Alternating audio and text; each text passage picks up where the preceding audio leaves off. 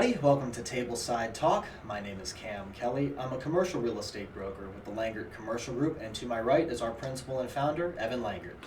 Hey everybody. Again, as Cam said, I'm Evan Langert, the principal and founder of the Langert Commercial Group. I am also a 35 plus year practitioner of commercial real estate industry, and Cam and I have decided to do these tableside talks to take some of the experiences that we've had, primarily me because I've been doing it for a very long time, and the hurdles that I've had to overcome, that we've had to overcome, some creative ways that we've come up with to move deals forward when they otherwise might die, and to share some of those snippets with you so that you might be able to benefit from them in your own commercial real estate transaction. Maybe give you something else to think about, something else to look at that you hadn't considered before. And so that's the purpose of these things. And with that in mind, Cam, what are we talking about today? So, Evan, today we are discussing due diligence periods. So I was hoping you'd be able to answer what is a due diligence period and what should a buyer be doing during that period of time? Sure.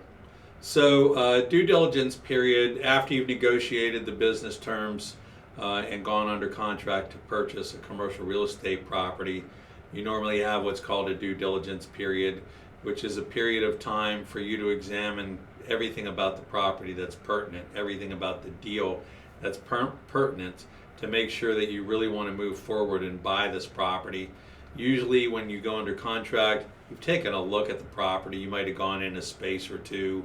If it's an apartment building, you might have gone in one 2-bedroom and one 1-bedroom to see what they look like. You've peeked at it. You probably haven't brought in any experts in HVAC or roof or structural or environmental or anything along that line. But this is a period, usually about 30 days, sometimes 45, occasionally longer than that, where you're really looking with a fine-tooth comb through the property to make sure that it suits what you want in an investment. So that can be a lot of things. One, of course, you want to check out the building structure and the building systems, the things that cost money. Your structural deficiencies cost money. Needing a new roof or a new parking lot, they cost money. Needing a whole new HVAC system for an office building or a warehouse, those things cost money. So you're going to want to check those things out so that you don't have to write a surprise check after you buy the property. And then you're going to want to look at, depending on what the transaction is, if it's industrial or if it's had certain uses in the past, you're going to want to look at it and make sure that it doesn't have any environmental problems. Normally that would include doing what's called a phase one. That's a preliminary look at whether there might be environmental contaminants on the property. And if the phase one shows that there might be problems, then you probably have to do what's called a phase two. Lenders are often requiring these things, so it's not like you, if you're getting a loan, that you can just make an election on whether you want to do these things or not. And then the zoning and laws. A lot of times people will come and they'll say, this building's perfect for me. We've got 2 or 3 listings right now. We're getting a lot of people. I love this building. I love the location. This is exactly what I'm looking for. But they don't know to look at the zoning laws. And in actuality, with one that I'm thinking of, the zoning classification that it's under is really, really narrow. So a lot of the things that people are calling us about, the law won't let you do that. I've seen it happen a couple of times. You do not want to buy a building only to find out that zoning prohibits you from, using the property for what you want to use it for. By the same token, there are other laws that you need to look at as well. Parking. What are the parking requirements? You might be within the zoning code. I've seen this happen a few times, particularly with churches and other assembly type uses, where yes, it's zoned where you can do a church, but we don't have enough parking here. So you're never going to get approval to have a church or another assembly use or something along that line. Other statutes that are on the books that can surprise you. When I was living out west, had a situation that I was an expert witness in, where a big national company had bought a building, and they had bought it from the seller who didn't live in the area either, innocently bought it, thought that they could open up their business in it. It was in a popular neighborhood in San Francisco. And then they found out along the way that there's a prohibition in certain neighborhoods in San Francisco that don't allow chains to go in those areas. Well, their definition of a chain, if I recall correctly, was that 11 or more locations throughout the whole continental United States. So most of us wouldn't consider that a chain, but I was an expert witness because the parties were fighting about money, whose fault it was and who owed what to whom.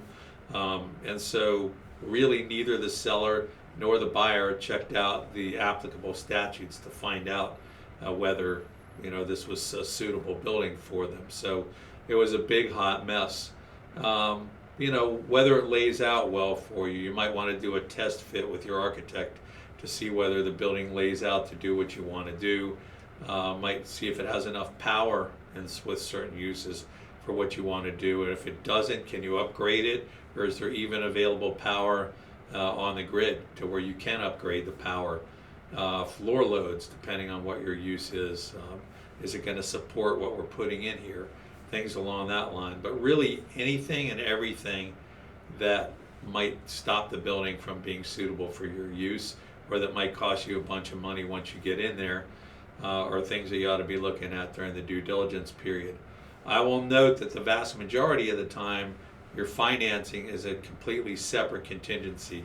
There's the due diligence, and then there's the financing contingency, which is a different period of days usually that you have to get your loan, to have the property appraised, make sure that your loan is okay and that you're getting enough money to buy the building.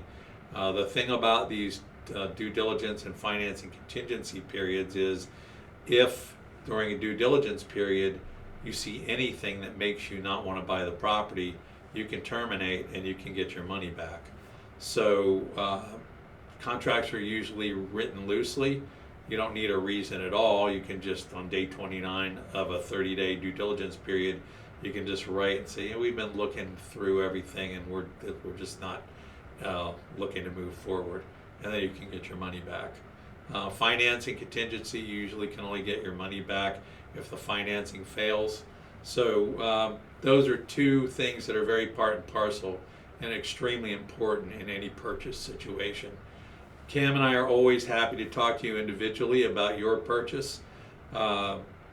Everybody's different. Every situation is different. Things that you need to look out purchasing this building in that neighborhood are different than things you need to look at purchasing another type of building in another area.